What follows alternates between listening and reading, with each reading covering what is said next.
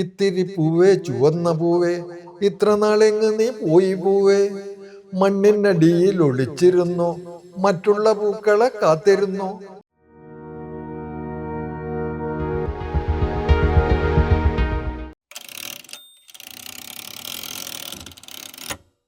Sir 1966 അധ്യാപകനായിരുന്നു. അതെ അതെ. അപ്പോൾ ഏകദേശം ഒരു 10-30 ബാല്യങ്ങളെ കൗമാരങ്ങളെയൊക്കെ സാറ് കണ്ടു കഴിഞ്ഞു. പക്ഷെ ഇന്ന് കൗമാരത്തിനെ കുറിച്ച് കേൾക്കുന്ന വാർത്തകൾ, കൗമാരം സാമൂഹ്യ കുടുംബജീവിതങ്ങളിൽ ഏൽപ്പിക്കുന്ന ആഘാതങ്ങൾ, ഇതൊക്കെ കേട്ട് കഴിയുമ്പോൾ സാറിന് ഇനിയുള്ള തലമുറയെക്കുറിച്ച് പ്രത്യാശകളുണ്ടോ? പ്രത്യാശകളുണ്ട്. പക്ഷേ നമുക്ക് അതൊരു സംശയത്തോടു കൂടിയ പ്രത്യാശയാണ്. ഇപ്പോഴത്തെ നിലയിലുള്ള ഈ പോക്ക് പോയാൽ നമ്മുടെ ഈ പുതിയ തലമുറയിൽപ്പെട്ട കുട്ടികൾ എന്ന് ഞാൻ ഉദ്ദേശിക്കുന്നത് തീരെ ചെറിയ കുട്ടികളെ അല്ല, ഒരു ബാല്യം, കൗമാരം, ഇതൊക്കെ കടന്ന കുട്ടികൾ എവിടെയാണ് ചെന്നെത്തുക എന്നുള്ളൊരു ചിന്ത നമ്മളെല്ലാവരെയും, പുതിയ തലമുറയിൽപ്പെട്ട ഒത്തിരി പ്രായം ചെന്ന ആളുകളെയെല്ലാം അലട്ടുന്നുണ്ട്. അത് ഈ പ്രത്യാശ നഷ്ടപ്പെട്ടതുപോലുള്ളൊരു തോന്നലാണ്. കുട്ടികൾ നമ്മുടെ കൈപ്പിടിയിൽ നിന്ന് വിട്ടുപോകുന്നു എന്നുള്ളൊരു തോന്നലാണ്. പഴയ കാലത്ത് കുട്ടികളെല്ലാം അച്ഛനമ്മമാരുടെ മടിത്തട്ടിലുണ്ടായിരുന്നു. അവിടെ നിന്നാണ് നമ്മുടെ വളർച്ച തന്നെ തുടങ്ങുന്നത്, മടിത്തട്ടിൽ നിന്നായിരുന്നു. അങ്ങനെ മടിത്തട്ടിൽ നിന്ന് വളർന്നു വരുന്ന കുട്ടിയാണ് പിന്നീട് അക്ഷരങ്ങളുടെ ലോകത്തുകൂടെ കടന്ന് അച്ഛനമ്മമാരനുസരിച്ച്, സമൂഹത്തെ അനുസരിച്ച്, ഗുരുക്കന്മാരെ അനുസരിച്ച് ഒക്കെയാണ് പോയിരുന്നത്. അപ്പോൾ അവിടെ വലിയൊരു അച്ചടക്കത്തിൻ്റെ, അനുസരണത്തിൻ്റെ ഒരു ജീവിത പാഠം അവർക്ക് കിട്ടിയിരുന്നു. അതുവച്ചാണ് അവർ പുതിയൊരു ജീവിതം കരുപ്പിടിപ്പിച്ചിരുന്നത്. അടുക്കും ചിട്ടയുമുള്ളൊരു ജീവിതമായിരുന്നു അത്. ഇപ്പോൾ ആ അടുക്കും ചിട്ടയും കാണുന്നില്ല, കുത്തഴിഞ്ഞ. കാരണം നമ്മുടെ കൈപ്പിടിയിൽ നിന്ന് അവർ വിട്ടുപോയിട്ട് അവർക്കിഷ്ടമുള്ള വഴിയെ സഞ്ചരിക്കുകയാണ്. ആ വഴി നന്മയുടെ വഴിയാണോ തിന്മയുടെ വഴിയാണോ എന്നുള്ള തിരിച്ചറിവ് കുട്ടിക്കുമില്ല, നോക്കി നിൽക്കുന്ന നമുക്ക് പോലും ഇല്ലാത്ത ഒരവസ്ഥ ഇന്നുണ്ട്. അപ്പം നമുക്ക് ഇവരെ രക്ഷിക്കണമെങ്കിൽ, പുതിയ ബാല്യ കൗമാരങ്ങളെ രക്ഷപ്പെടുത്തണമെങ്കിൽ അവർക്ക് പഴയതുപോലുള്ള അനുഭവ പാഠങ്ങൾ, ഇപ്പം നമ്മൾ അനുഭവ പാഠങ്ങൾ നേടിയിരുന്നത് മുത്തശ്ശിമാരുടെ കഥകളിൽ നിന്ന്,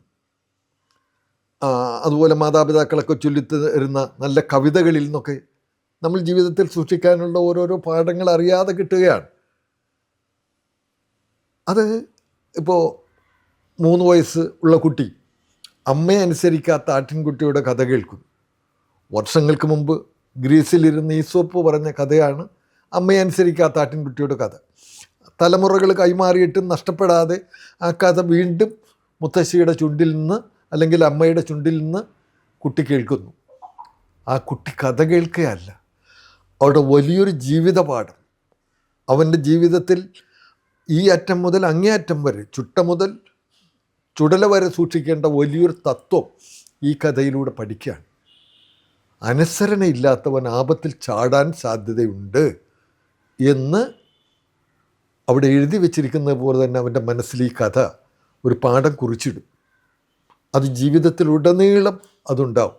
അപ്പം അതൊക്കെ കണ്ടുകൊണ്ടാണ് കുട്ടി പിന്നീട് ഇതുപോലുള്ള നിരവധി കഥകൾ, ഈ സ്വപ്പ് കഥകൾ പോലെയുള്ള, ഇപ്പോൾ പൊന്മൊട്ടയിടുന്ന താറാവിൻ്റെ കഥ നമുക്ക് നിസ്സാരമായ ഒരു തമാശയായിട്ട് തോന്നും, ഇതെന്ത് കഥ എന്ന് തോന്നിയേക്കാം. പക്ഷേ 1000 കൊല്ലങ്ങൾക്ക് അപ്പുറമുണ്ടായ ഈ കഥ ഇന്നും നമ്മളെ പഠിപ്പിച്ചുകൊണ്ടിരിക്കുന്നത് അത്യാർത്തി ആപത്താണെന്നുള്ള വലിയ പാഠമാണ്, വലിയൊരു സന്ദേശമാണ്. തലമുറകൾക്ക് കേട്ടിട്ടും മതിയാകാത്ത കഥ.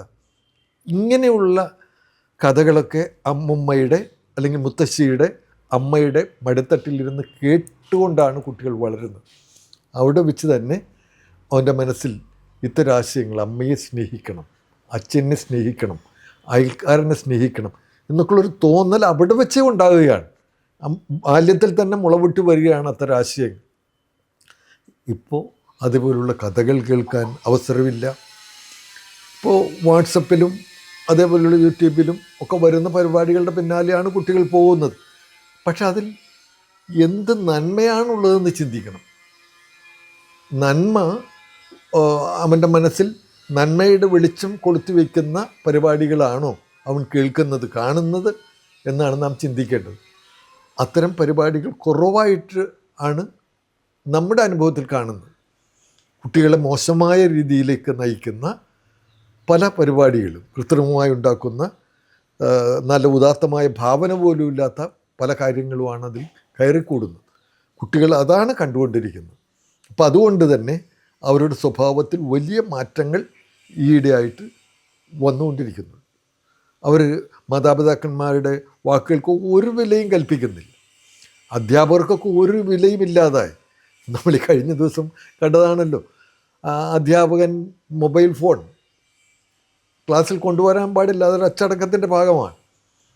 അപ്പോൾ അവിടെ വെച്ച് കണ്ടപ്പോൾ സ്വാഭാവികമായിട്ട് അത് വാങ്ങി ഓഫീസിലേക്ക് കൊണ്ടുവന്നു. അവൻ പിന്നാലെ വന്നിട്ട് അത് തന്നില്ലെങ്കിൽ പുറത്തേക്കിറങ്ങിയാൽ കത്തി കൊണ്ട് ഞാൻ കുത്തി കീറും എന്നാണ് സാറിനോട് പറയുന്നത്.